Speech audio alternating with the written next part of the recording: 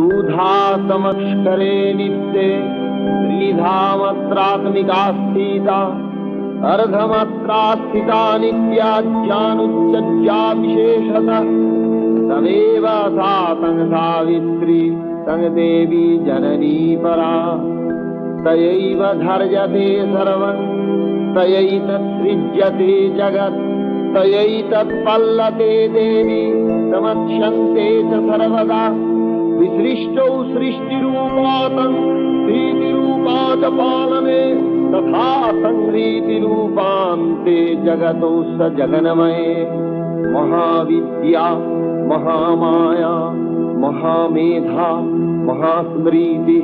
महामहा च भवती महादेवी महासुरी प्रकृतिस्तञ्च सर्वस्व गुणत्रय विभाविनी कालरात्रिर्महा